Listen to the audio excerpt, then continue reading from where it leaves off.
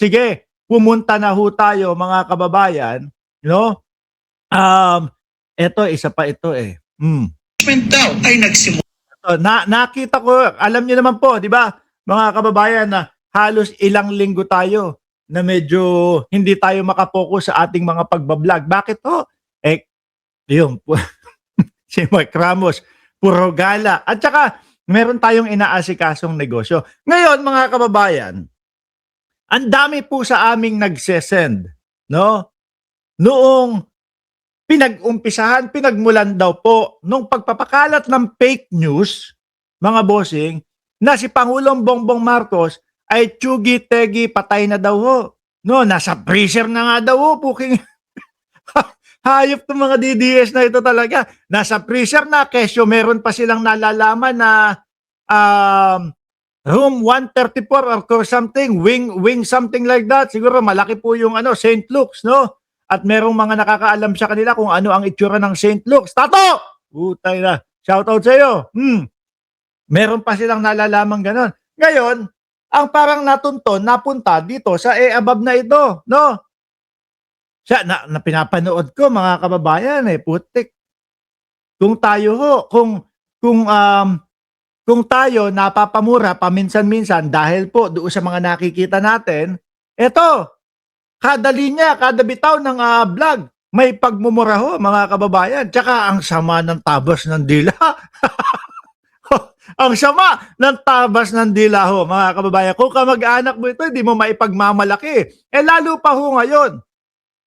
Lalo pa ho ngayon, mga kababayan, na binulaga sila ni Pangulong Bongbong Marcos. Nung binulaga sila ni Pangulong Bongbong Marcos, wala na, atrasan na. Kesyo daw nabudol daw ho sila, mga kababayan. Tinignan ko kung paano at kung ano yung mga argumento nitong above na ito, nitong babae na ito, mga kababayan. Kung paano ba bumanat sa politika, kung paano ba sumagot, no? Tayo ho kasi, mga bossing, kapag tayo nagbablog, kagaya niyan, laging may materyales, tapos ipinapaliwanag ni Mark Ramos. Di ba, Shiro Kalsaki, live ka pa dyan? Kunyari ka pa. Shoutout sa iyo. Ipinapaliwanag ho natin, no? Para yung mga naratibo ng mga DDS, na mga peke, talagang mabasag po natin. Ganon tayo, mga bossing. Minsan yan, bubisit pa kayo, naiinis kayo sa akin Bakit? Kasi ang ginagawa ko, word by word, ipinapaliwanag ko. Di ba, jolly request to? Naiinis yung iba. Tapusin mo muna yung video, ganito. Kasi hinihimay ko talaga. No? Dito, wala ho, mga kababayan. Pakinggan nyo po. Nakikita nyo si Madam Ellie sa ilalim? No? Nag-e-explain si Madam Ellie, mga boss G Pahamuser. Ngayon, sabi ko, papakinggan ko kung ano yung magiging argumento at kung paano didepensa itong babae na to. Pakinggan nyo na lang, kayo magsabi. Kung may argumento ba o kung marunong ba talaga na mag-vlog. Or kung tipong pang-maritesan lang po. Yung tipong pang-squatter lang ho, mga kababayan. Pakinggan nyo ho, sa social media, sinabi ni Vice President Sara Duterte na ang kanyang impeachment daw ay nagsimula nung nalaman niya na merong Martin Romualdez for President movement. Which is yun. Diba? Which is yun, yung pinagsimula. Ipinapaliwanag ni Madam Ellie ho, mga kababayan. Kompleto, detalyado. Ayon Tapos nakita mo yung itsura niya, talagang pinapakinggan niya ho. sa kanyang magulo at malabong kwento, ay Pamakinggan ko. isang tao na kinausap ng isang congressman Pinapakinggan ha. na taga Mindanao na sinabihan daw siyang mag-Martin Romualdez for President sila. Sagot daw ng congressman sa taong ito, si Inday Sara ang kandidato ko Kung saan naman raw agaran siyang sinagot na wala na yan, ipapa-impeach na yan siya. At dahil nga daw sa kaganapang ito, ayon kay Inday Sara, ay nagsimula na daw ang kanyang Nakita nyo ho, mga kababayan, kung paano hinihimay-himay at talagang ipinapaliwanag ng maigi ni Madam Ellie. Ano po? Yung sitwasyon. Gusto ko marinig ninyo kasi kung paano siya bumanat at kung paano niya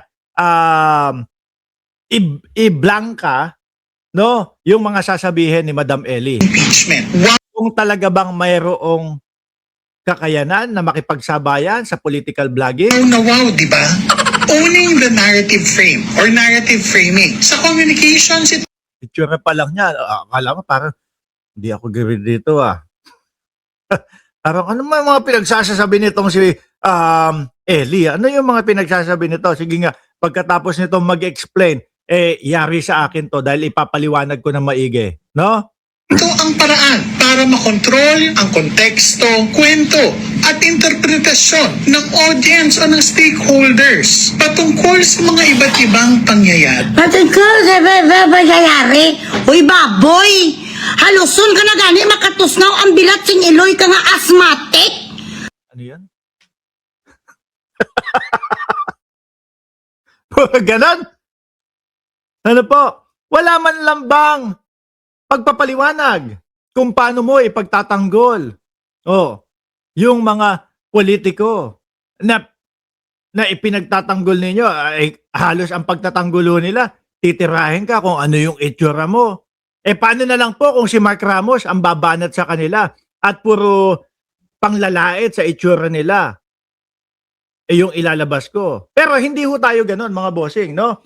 Tayo, mga kababayan, kapag ka nagbablog tayo at may nakita tayong mga fake news, rekta. No? Kung ano yung topic nila, yun din po ang isinasagot natin sa kanila. Tutuloy ko ho, mga bossing. Magmunjaro ka muna para makatusnaw ka sang tama. Haluson mo na gani. Mabigkas ang lahat ng mga gusto mong sabihin. Wow na wow.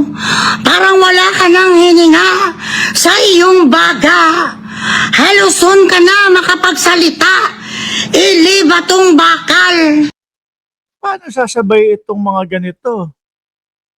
Sa usaping political ho, mga bossing. Nakita niyo naman po kung paano ang pag-i-explika ni Madam Ellie. Tapos ano ang ibabanat? Hindi ka na makapagsalita. Hirap ka na magsalita. Ang layo! Di po ba? At ito, yung mga ipinagmamalaki po ng mga vlogger ng mga DDS. O di nalalaman po natin ngayon kung ano talaga ang mga DDS at kung ano lang yung abot ng kanilang mga utak. Ang bilat sing iloy mo nga. Pati ang nanay at tatay mo, kinakain mo na. Putek na yun. Nakita niyo ho yung mga argumento? Tuloy ka pa! Sa ganong laki ng katawan mo, halos hindi mo na masabi ang pangalan ni Bibi Sara. Hindi ka na makatusnaw, bilat sing iloy. May gana ka pa nga bang brush? Wala po ba? No argumento tungkol doon sa sinabi? Ako, Shiro Kansaki, wala. Puro ano lang. Sabi ni Shiro Kansaki, ano daw? Wala. Puro lang po panlalait. Kung ano yung nakikita nila na physical kay Madam Ellie. O yung sa hindi hirap makapagsalita. Yun lang ho. Naiya naman ako sa elepante. Naiya naman ako sa... Elepante, parehas lang kayong oversize ni Madam Ellie. At tingin ko si Madam Ellie, siya tanggap niya yan. Di ba, mga kababayan? Diyos ko po. Ako ang pinakamahirap po na gagawin ko sa aking vlog, mga kababayan, no?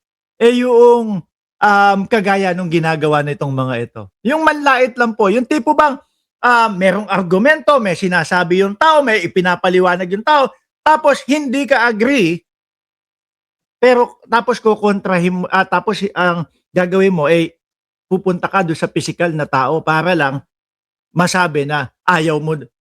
Pangit yung gano'n, lalo na po pagka ang pinag-uusapan, political ho, mga kababayan. Di ba? Naiya naman ako kay Godzilla.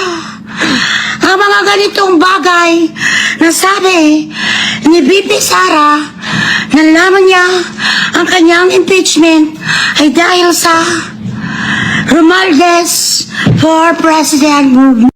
Wait. Ako na nga sasagot dyan. Hindi. Dadagdagan ko lang yung kay Madam Ellie. Alam niyo mga kababayan, hindi ho ganun yun. No?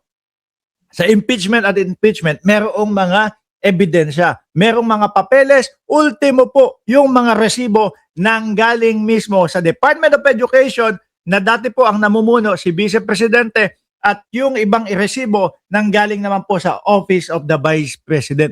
Doon sila naligwak sa pagkakataon doon sa confidential funds. Kaya po, nabuhay yung kahit hindi naman po buhay na Mary Grace Piatos. No? Hirap dito sa mga ito eh. Sasabak-sabak sa political vlogging eh. Tapos ganyan, ganyan lang yung mga ibabanat. Di ba? Malapit na ring magtago yung yobab na yan. O sabi ni Joel, dapat lang. No? Kasi nung nakita ko, yung ibang mga vlogs nito, kumpirmado sa kanya eh. Nakita ko, yung mga vlogs nito, meron pa naka-freezer na sinasabi mga kababayan eh.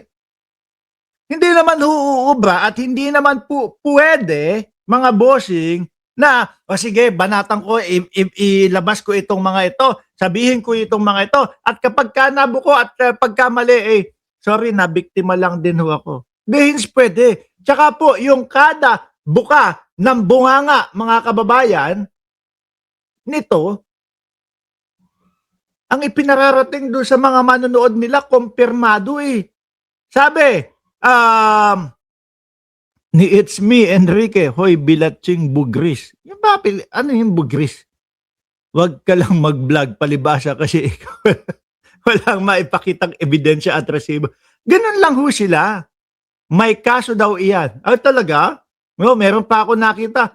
Meron akong nakita isang babae nagbablog. Sinasabi eto daw ay homeless daw. Mga kababayan. Hindi ko sigurado yun. Narinig ko lang doon sa isang babae na nagbablog din.